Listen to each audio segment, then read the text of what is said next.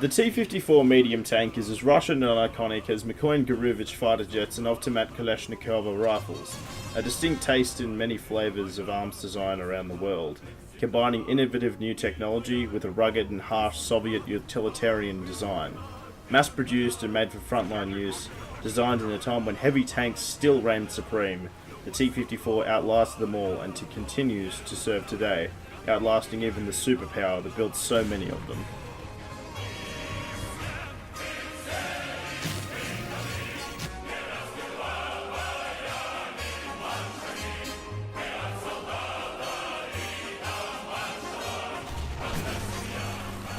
Originally designed from a specification to create a superior medium tank to the T-34, the Kharkiv-Morozov Machine Building Design Bureau, after developing and enlarging the T-44 medium tank to accommodate a larger 100mm D-10T gun, the first prototypes of the T-54 were built in 1945.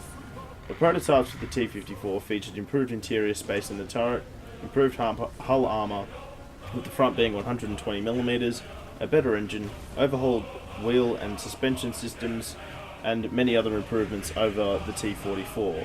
These first prototypes shaped up to be some of, if not the best medium tanks in the world. Early production of these vehicles resulted in three distinct production versions: the T-54-1, T-54-2, and the T-54-3.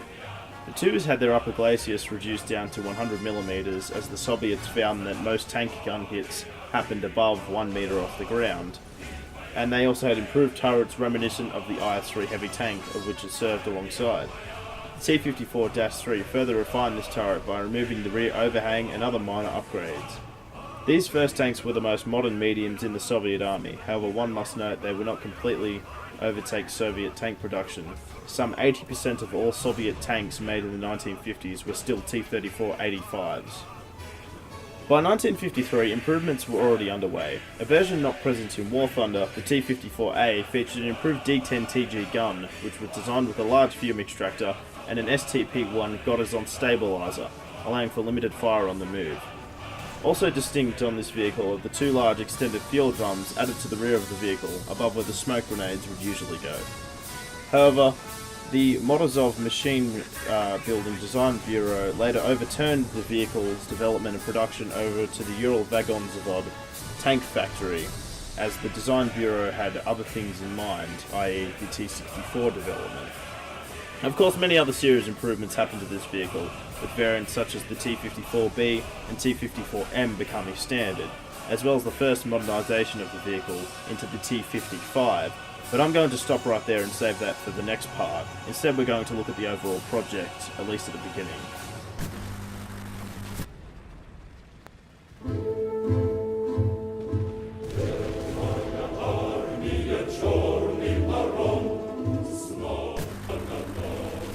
Overall, the positive aspects of this vehicle are undeniable.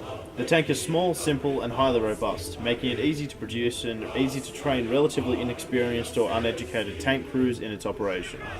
Being a small tank, it was also light, mobile, and easily transportable, an aspect which the Soviets made mandatory on every future tank design since. Even the modern T-14 has certain size and weight restrictions placed upon it. In the early 1950s, it had a near-perfect combination of mobility, armour and firepower compared to the NATO tanks, while maintaining a lower profile, size and weight. However, these initial advantages had drawbacks and ultimately didn't last. The small size meant a cramped interior and terrible crew ergonomics, arguably degrading the initial advantages as an uncomfortable crew is more easily fatigued in combat conditions. The low profile meant that the tank had the trademark Soviet gun depression, which it severely lacked. Only 5 degrees, due to the fact that if the gun depressed any lower, the breech would strike the roof, meaning that it could not take full advantage of hull-down positions. Though I do wonder how useful hull-down is in Soviet tank doctrine, considering I always had the impression that they would be the ones advancing, rather than the other way around. Still, the tank lacks stabilizers and even a basic turret basket, aka when the turret moves, the people inside the turret have to manually move with it. I theorise that the reason the turret traverse is so slow is because of this fact. All these problems were rectified on the T-55, but that's for another video. Once the British 105mm Royal Ordnance L7 gun was fitted to the Centurion in 1958, The T-54 no longer enjoyed the firepower superiority it once had, and new solutions had to be found.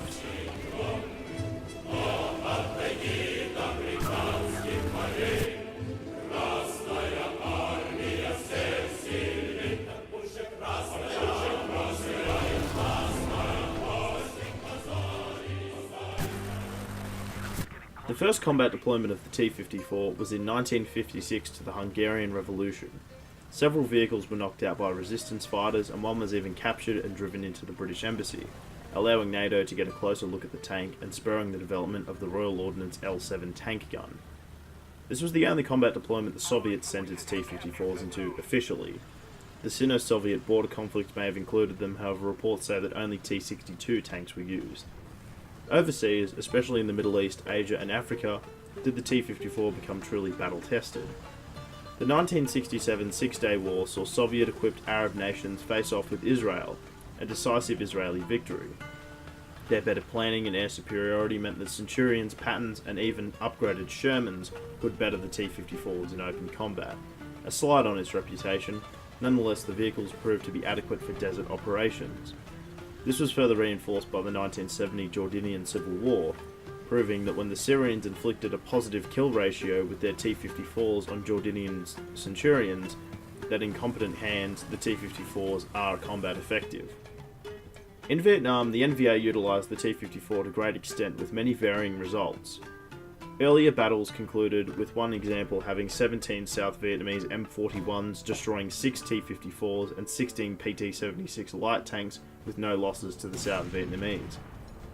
Other battles saw 18 T-54s pincering a South Vietnamese division at dawn, breaking it and killing 18 tanks, 31 APCs, and capturing 17 M41 Walker Bulldogs with the loss of only 2 T-54s.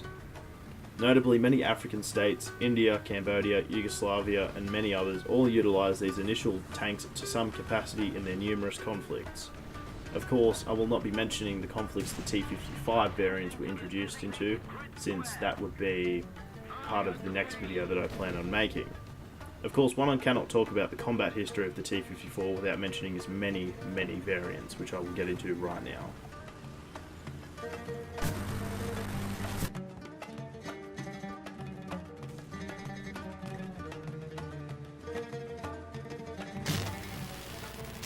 The most famous variant of the vehicle would be the Type 59.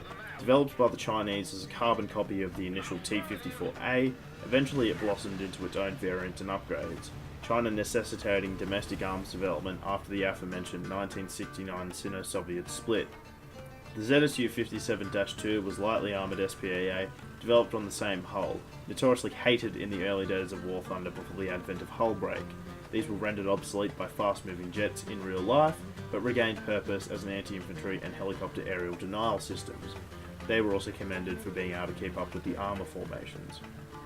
The rare and, in my opinion, extremely interesting Su-122-54 was a modification removing the vehicle's turret and equipping it with a casement-mounted 122mm D-49 gun, apparently capable of firing APDS and heat rounds.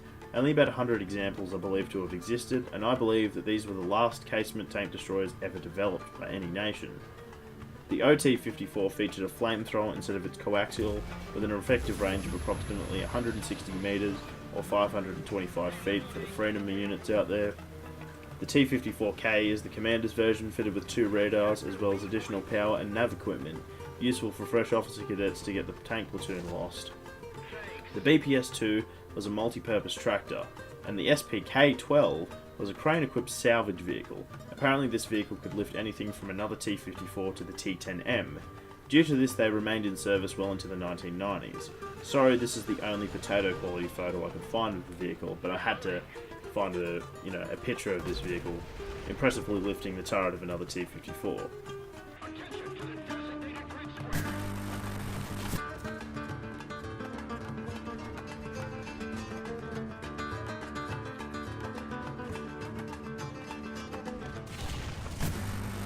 Of course, this video is only about the basic variants of the vehicle and all of its variants, as well as the combat history of which it was employed in.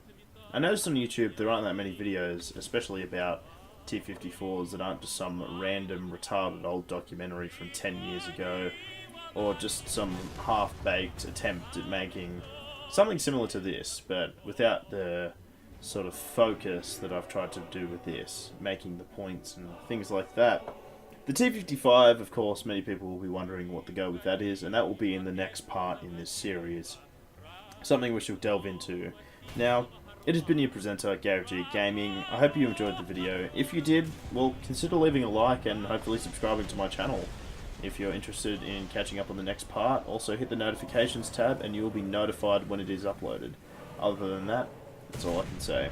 This has been your boy Gary G Gaming, and I hope to catch you guys next time.